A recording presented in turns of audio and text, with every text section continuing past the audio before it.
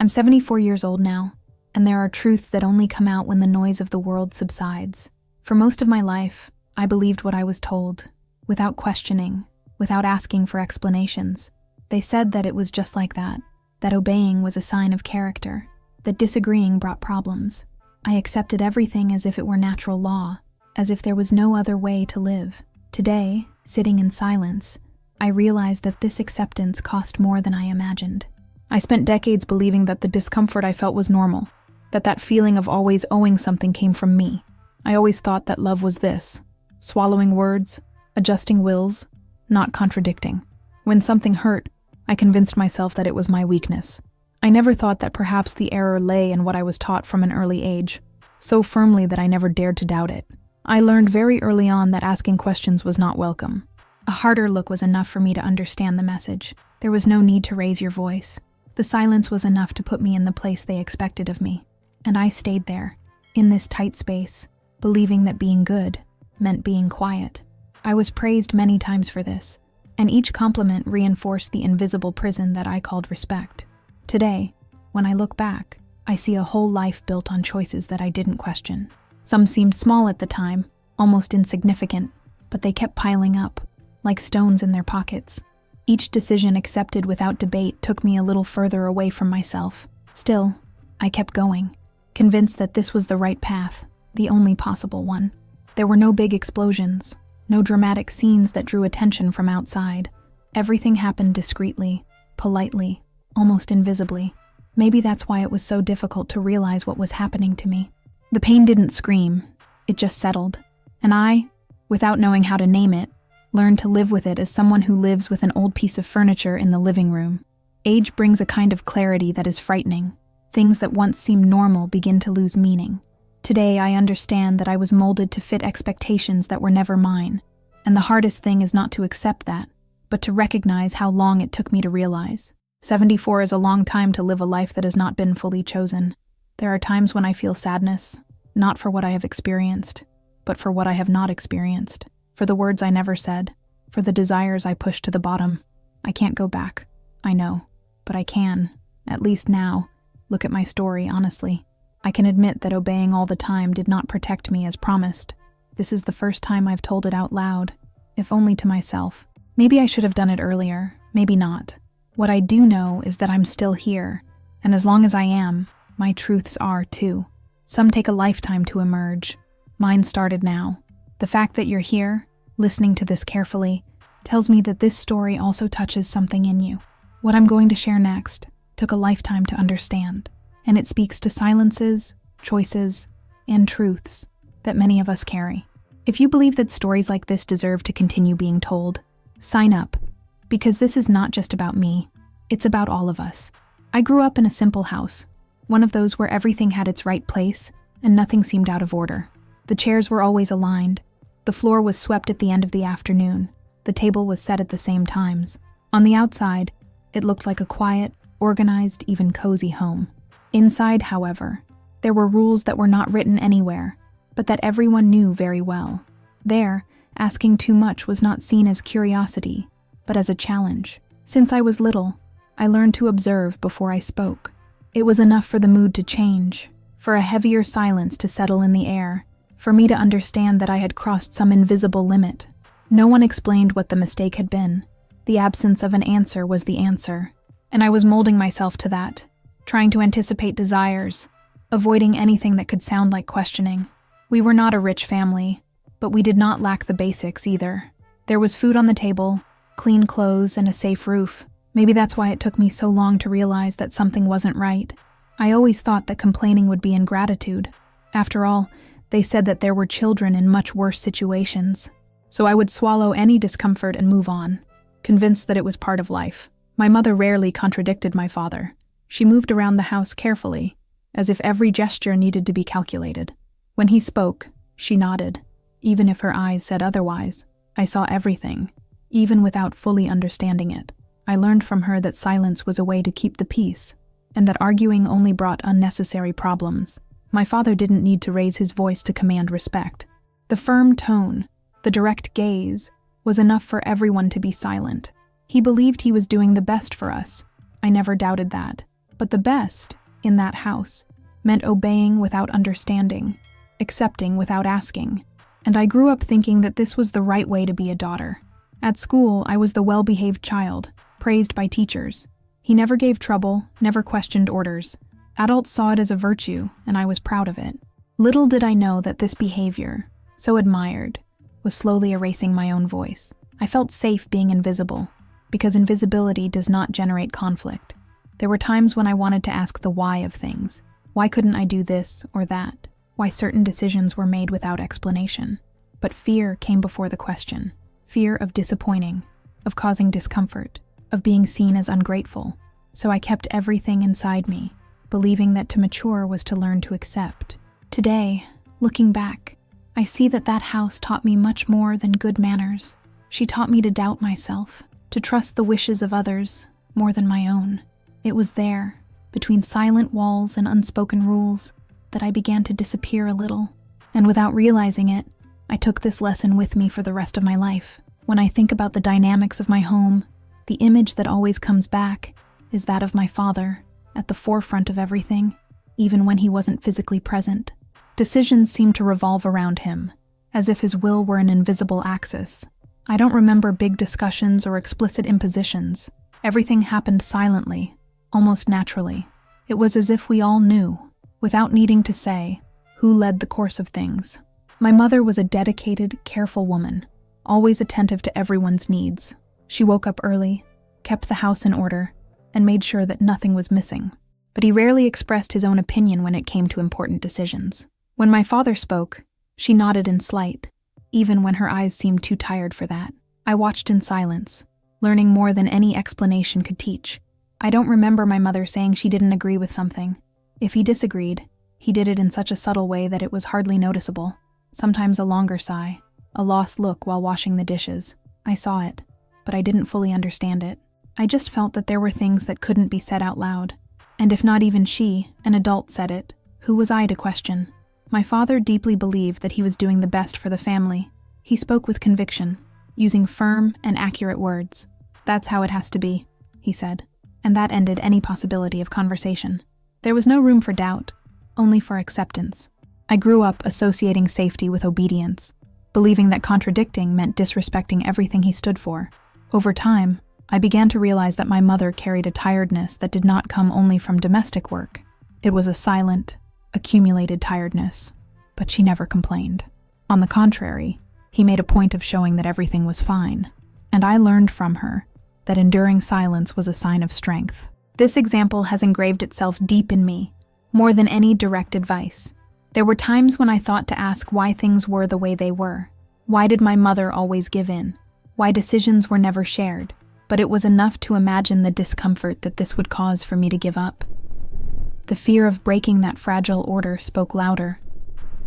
Thus, I trained my silence, believing that maintaining harmony was my responsibility as well. This dynamic was not discussed. It was not named. It just existed, and because it has always existed, it seemed normal. Today I realize how much this has shaped my way of seeing relationships. I learned that to love was to agree, that to respect was to annul oneself a little. I took this lesson with me without question, as if it were a universal truth. It was only many years later that I began to understand that that model was not inevitable, nor healthy. But at that time, I was just a girl trying to learn her place in the world, and the place I was taught was behind, in silence, watching decisions being made by me.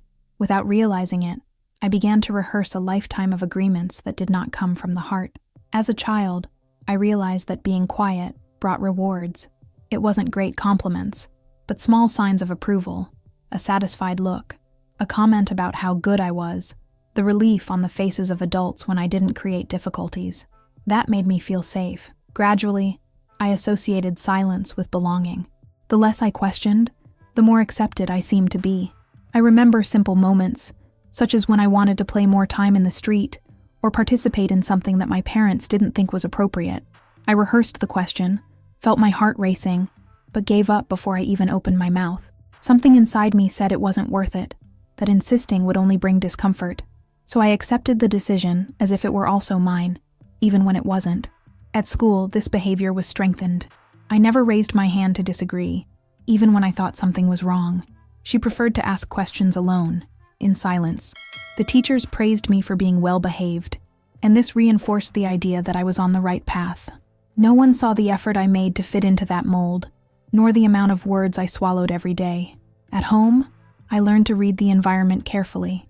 He knew when to speak was allowed, and when the best thing was to disappear.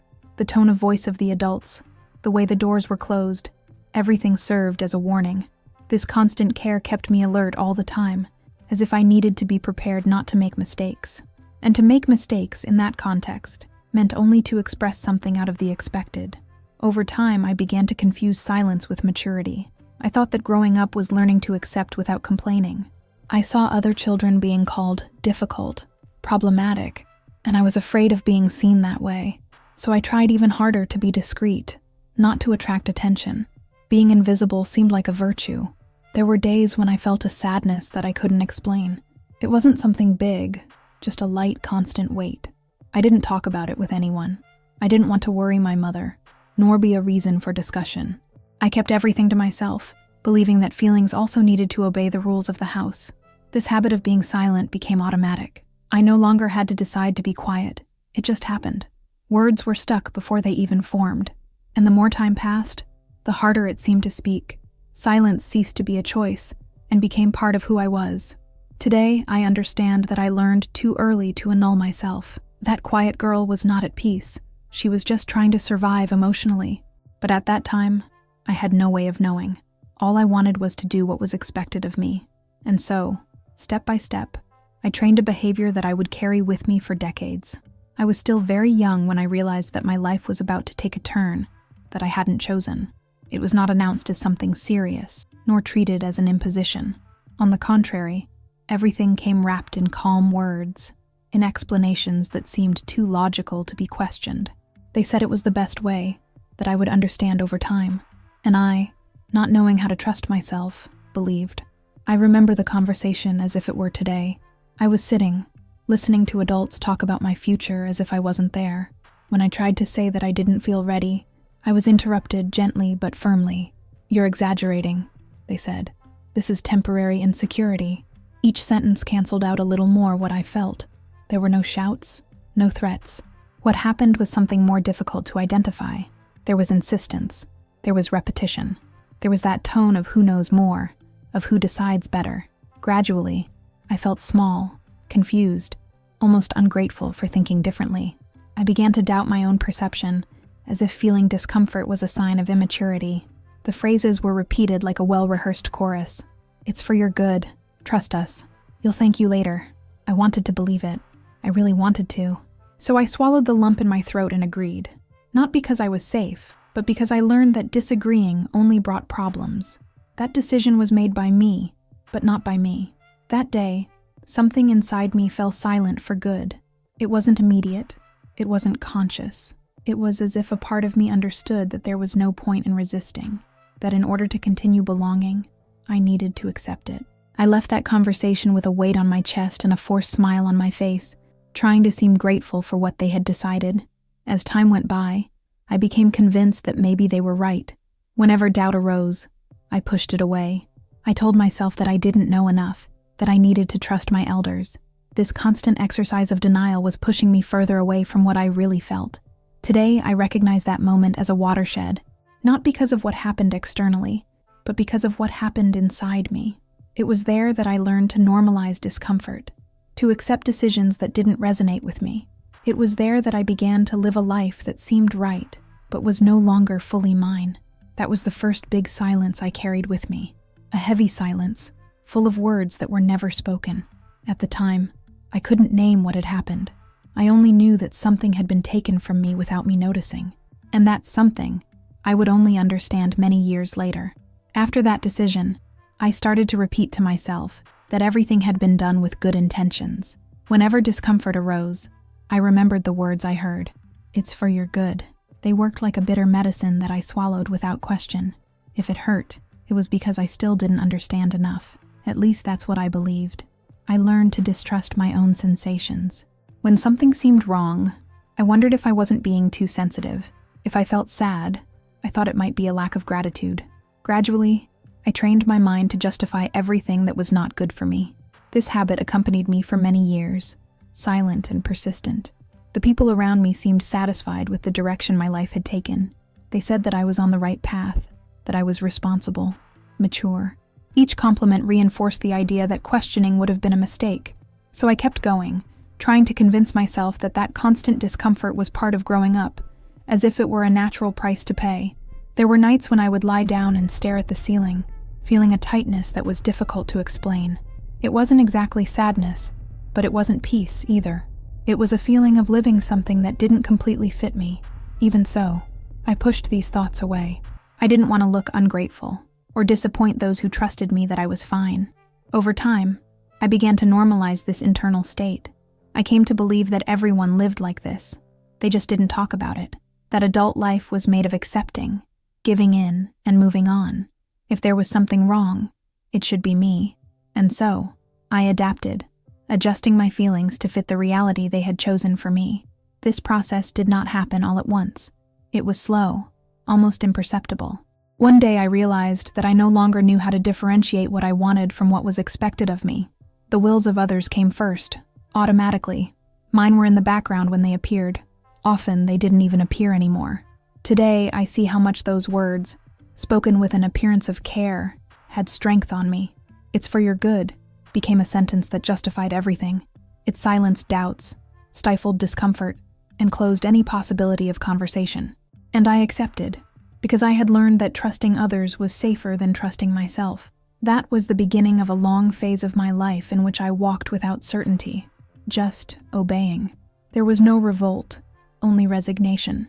I didn't know that this was also a way to lose myself. It was only many years later that I would understand that, by accepting everything in the name of the greater good, I failed to protect what also mattered, my own voice. When I got married, many said I was lucky. The person next to me was seen as upright, hardworking, someone who could be trusted.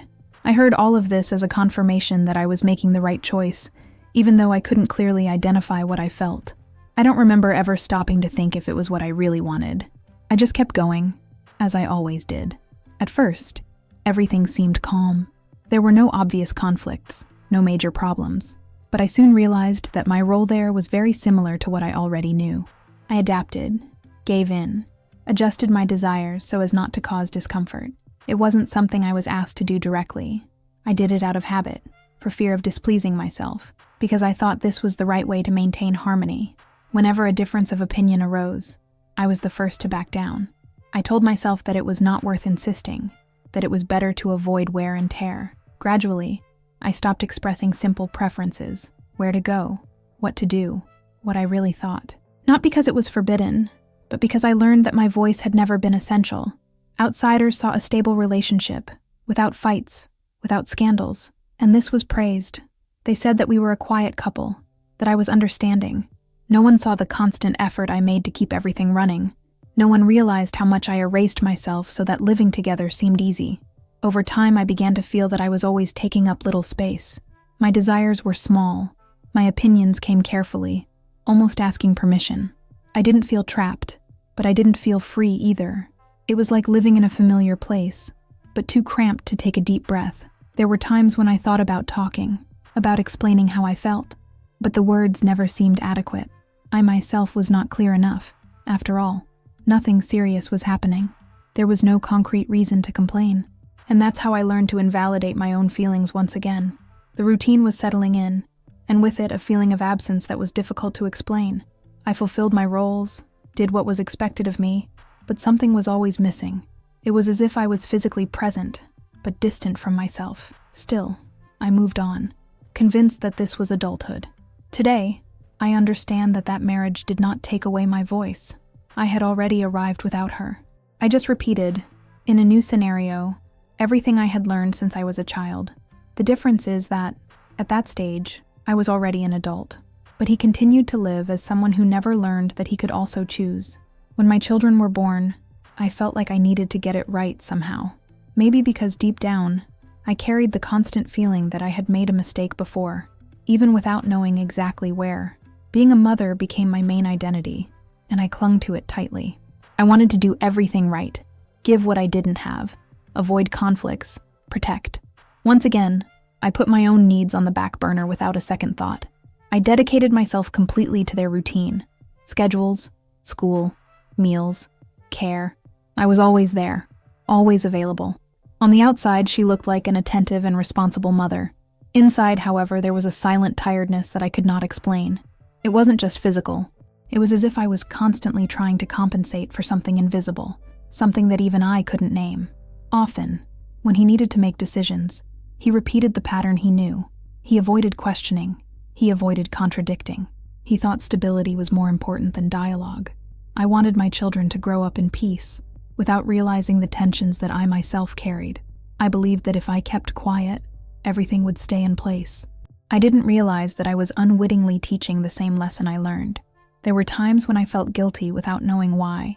Guilty for feeling tired, guilty for wishing for some time of my own, guilty even for imagining that I could have lived differently. He quickly pushed those thoughts away. Good mothers don't think like that, I told myself. Good mothers can handle it. As the years passed, I realized that I existed almost exclusively for the sake of others. My wishes were always postponed. If I had some time left, I used it to solve something pending, never for myself. Gradually, I stopped recognizing myself outside that role. I was needed, but I no longer knew who I was when they didn't need me. Even so, I continued. I always continued. There was a kind of quiet pride in this, as if resisting was a test of strength. People said that I was dedicated, that I could handle everything, and I smiled, even though I felt that something in me was getting more and more distant. Today I understand that, while I took care of everyone, I got lost little by little, not for lack of love, but for excessive forgetfulness of myself. I didn't know that it was possible to take care of it without erasing yourself. No one ever taught me that. I just repeated what I knew. Raising my children was one of the most important things in my life. But it was also during those years that my voice grew even lower. I didn't complain. I didn't ask. I didn't share. He just kept going. And without realizing it, I carried this silence with me longer than I should have. Over the years, I began to feel a tiredness that did not improve with rest. It wasn't something that a good night's sleep could solve. It was a constant weight, as if I was always carrying something invisible. I woke up already tired and went about the day on automatic, completing tasks, solving problems, without ever stopping to ask myself why I felt this way. I didn't talk about it with anyone. After all, what would I say? That I was tired of the life I had built myself? That sounded wrong even inside my head. So I convinced myself that it was normal, that everyone felt that way at some point. Maybe it was age. Maybe it was too much responsibility. There was always an explanation that didn't involve looking deeper. There were days when I felt a light, persistent sadness, which had no clear reason. Nothing serious was happening. My family was fine. The bills were up to date. The routine was following. Still, something was missing.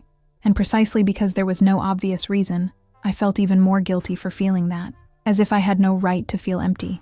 I started to function as someone who fulfills obligations without asking why. He did what needed to be done, solved what arose, but without enthusiasm. The things that used to give me some pleasure no longer aroused anything.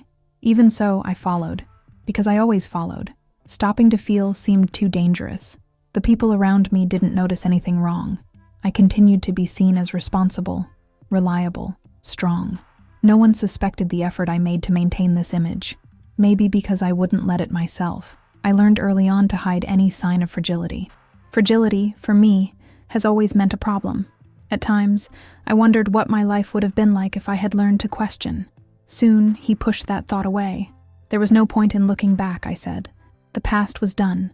Better to accept and move on. This phrase became a kind of silent motto, repeated whenever something threatened to surface. Over time, I lost the ability to identify what I really felt. Everything seemed mixed. Tiredness, obligation, habit. I no longer knew how to distinguish if something pleased me or just didn't bother me. Living like this has become normal. A normal without joy, but also without major conflicts. Today I realized that fatigue had a name. Yes, it was the weight of a life lived without internal listening. It was the result of years of ignoring signs, swallowing desires, accepting everything as definitive. At the time, I didn't know that. I just felt that something in me was always exhausted, even when the world said everything was fine. Over time, I began to notice something that I had previously refused to see. The people around me knew more than they showed. They didn't know the details, perhaps, but they noticed my restrained way, my difficulty in positioning myself, my constant need to please. Still, no one said anything. The silence was not mine alone. It was shared. There were loose comments, said almost as a joke. "You're too quiet. Accept everything. It never creates a problem." They said this smiling, as if it were a curious trait of my personality. No one asked if it was good for me, and I, used to not bothering, didn't explain either. Thus, everyone remained comfortable in their own versions of history. At times, I felt like asking for help. I didn't know exactly how or for whom. Words were lacking. How to explain something that has always been treated as normal? How can we say that the problem was not a specific event, but a lifetime of small concessions? I myself had difficulty understanding, so I preferred to remain silent. I realized that the world rewards those who do not question, who adapts easily, who doesn't demand, who doesn't create tension. I fit that profile perfectly. He was useful, reliable, predictable, and that earned me approval. But it also made me invisible. And no one feels the urgency to help those who always seem to be well. There were situations in which someone came close to noticing, a closer look, a question that was almost asked. But soon the subject changed, as if it were more comfortable not to go deep. I understand that today. Facing the silence of the other also requires courage, and perhaps no one was willing to do so at that time. For a long time, I myself defended this collective silence. I told myself that no one had an obligation to understand, to intervene, that each one deals with their own problems. But deep down, there was a discreet pain in this realization, that I went through all that in the sight of many, and yet alone. This realization did not come as revolt, but as sadness, a calm sadness, almost resigned. I understood that silence is maintained because it is convenient. It avoids conflicts, preserves images, keeps everything in place. And I've been part of that silent agreement for far too long. Today, when I think about it, I don't look for culprits. I just acknowledge the reality. Everyone knew a little. No one helped completely, including me. Perhaps because helping began by questioning, and that for many years was something I just didn't know how to do. In old age, when life seemed to move at a slower pace, something unexpected happened. It was not a big event, nor something dramatic. It was a simple question, asked almost unintentionally, at an ordinary moment. Still, she crossed me in a way that nothing before had been able to. For the first time, someone asked me what I wanted. At first, I didn't know how to answer. The words did not come. I was silent for a few seconds that seemed too long, not because I was hiding something, but because I really didn't know. That question revealed an emptiness that I had never faced head-on. It was as if no one had ever considered that my will mattered, and neither did I myself. The person noticed my discomfort and tried to change the subject, but it was too late. Something had been awakened within me. The question kept echoing in my head long after the conversation was over. What did I want? What had I wanted throughout my life? The more I thought about it, the harder it became to find answers. Over the next few days, I began to revisit old memories, situations in which I had felt discomfort, but accepted it, decisions that had not come from me, moments when I swallowed words because I thought they were not important. For the first time, I looked at all of this without trying to justify it, without immediately blaming myself. It was uncomfortable. At times, it hurt more than I expected, not because something new was happening, but because I was finally allowing myself to feel what I had always avoided. I understood that tiredness, that feeling of emptiness, did not come out of nowhere. They had history. They had roots. I also realized how much I was trained to believe that my desires were secondary, not out of explicit malice, but out of repetition, out of custom, by a model that has crossed generations. This realization was not accompanied by anger, but by a deep sadness, a sadness for everything that has been normalized.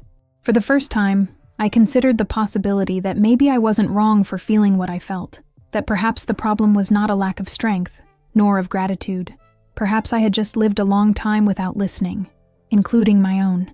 That idea started to change something inside me, still in a timid, almost imperceptible way, but it was unlike anything I had ever felt. It was not revolt, nor guilt. It was clarity. And this clarity, even late, began to open a new space within me. That day, I understood that some questions come late, but they come with enough force to change everything. That simple question opened a door that I spent my whole life keeping closed. And even though I was afraid of what I might find on the other side, I knew I couldn't pretend she didn't exist anymore. After that question, I began to look at my story with different eyes, not all at once, not with immediate clarity, but with a new, almost timid curiosity. For the first time, I wasn't trying to justify the past or find explanations that would absolve me of guilt. I just watched, and that, in itself, was something completely different from what I had always done. I started to remember old situations and notice details that I had previously ignored.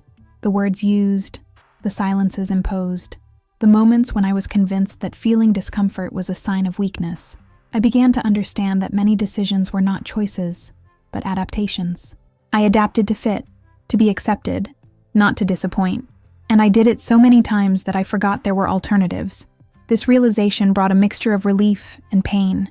Relief to realize that maybe I wasn't defective, as I had so often thought.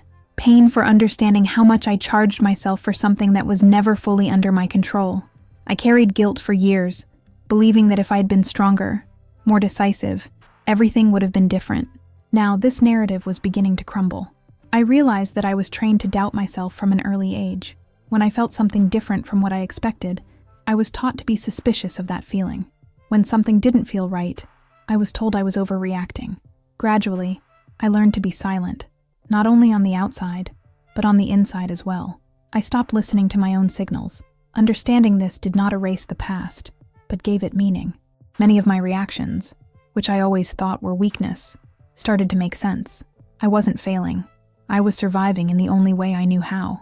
This realization was liberating and painful at the same time, as if I was rediscovering a part of myself that had been forgotten for decades. There were times when I cried alone, not out of anger, but out of grief.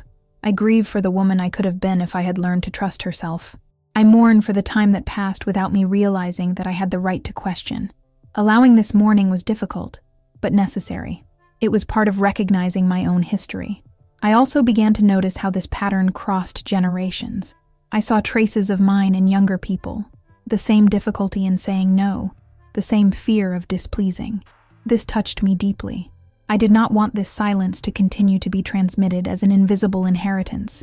Maybe I couldn't change the past, but I could still interfere in the present.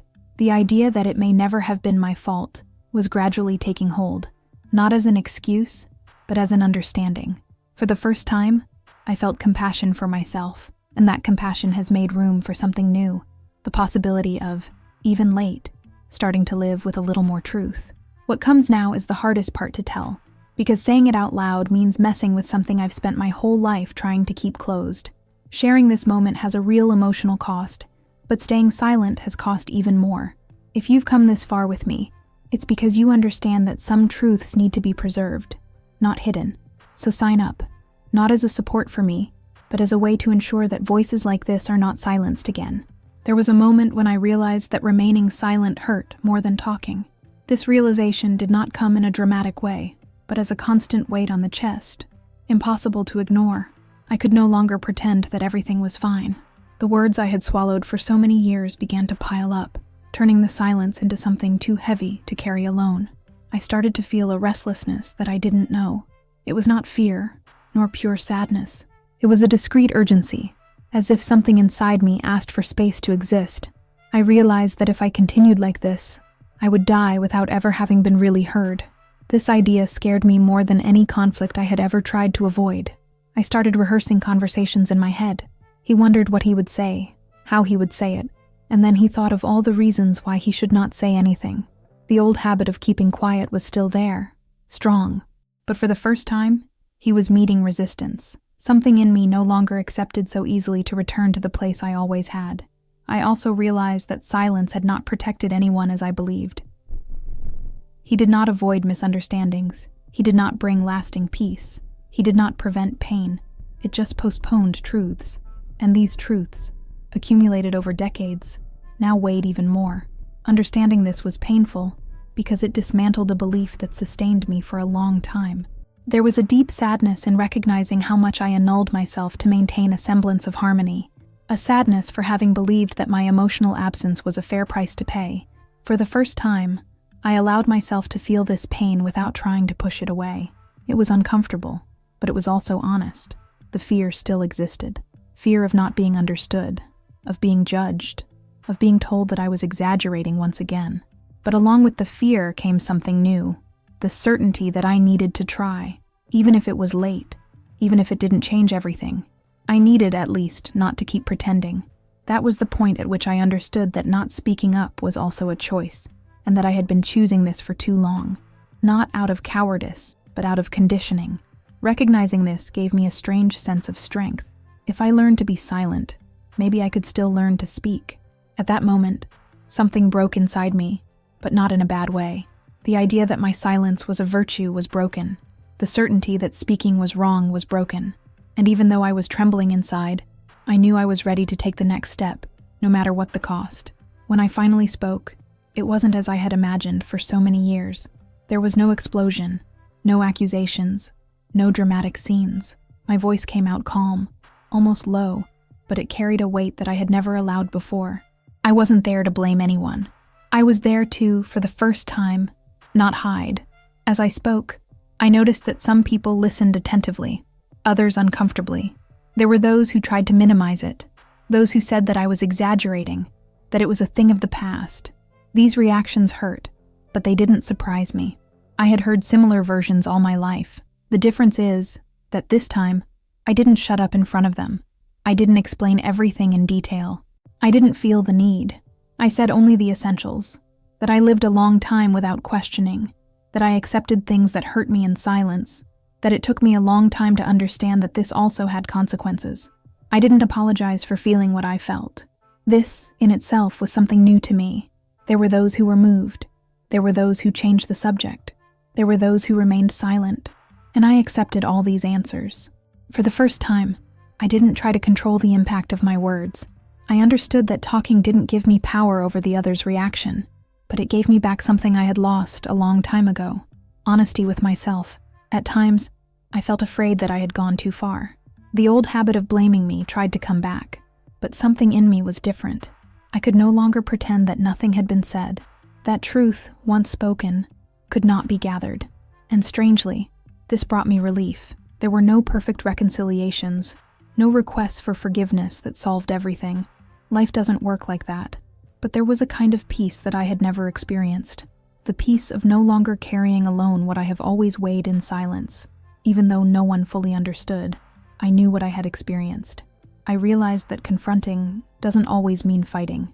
Sometimes confronting is just naming, giving shape to what has been hidden for too long. And that takes courage. A quiet courage, without noise, but profound. It was this courage that I found, even late. By the end of that moment, I knew something had changed. Not the past, not the people, but the way I placed myself in the world. For the first time, I didn't leave smaller than I entered. I left in one piece, and that, for me, was enough. After that moment, life didn't change in a big way on the outside. The days remained similar. The routines remained almost the same. But inside me, something was definitely different. It was as if I had lifted an old weight off my shoulders, without even realizing how much it bent me. For the first time, I breathed without that constant feeling of restraint. I began to observe my own thoughts more gently.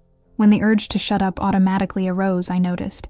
He couldn't always act differently, but he didn't do it in the dark anymore. There was awareness, and this awareness, in itself, was already a form of freedom. I was no longer completely bound by what I was taught. I understood that it is not a matter of making up for lost time. This is not possible. The past remains where it has always been. But I also understood that acknowledging my history is not the same as condemning myself to it. I can carry my memories without going on repeating the same silences. Even now, even late, I can still choose different in small gestures. I looked at my trajectory with more compassion. I saw the girl quiet, the young woman confused, the woman tired, and I was no longer ashamed of them. I felt careful. I did the best I could with the tools I had. This does not erase the pain, but it does change the way it is carried, and this change makes all the difference. I also thought about the people who come after me. I realized how much our silent attitudes teach, even unintentionally. If I can leave something different as a legacy, let it be the permission to question, to ask, not to accept everything just for fear of displeasing it. Perhaps this is the most honest way to break a cycle. Today, when someone asks me something, I try to answer truthfully, even if my voice comes out shaky. I don't have to be firm all the time. I just need to be honest with myself. I learned that talking doesn't necessarily destroy bonds. Sometimes, silence is what wears them down, little by little. I don't hold resentment. I keep understanding. I know that many of the rules that shaped me came from even older stories, from people who also learned to be silent. But that doesn't force me to continue in the same way. To recognize is not to accuse. It is just giving a name to what existed. Some truths wait a lifetime to be told. Mine waited 74 years. Still, when it finally came to light, it brought something I had never experienced before: peace. And today I know, with certainty, that even late, they still matter. If this story touched something in you, share this video. Not because it is my story, but because it reveals patterns of silence that still shape many lives without being questioned. By sharing, you can reach someone who needs to hear it today, and help break a cycle that only continues as long as no one speaks. I'll stay here reading every comment. Tell me, from which city or country are you watching? And what about this story has stayed with you? Your words reach me, and they matter.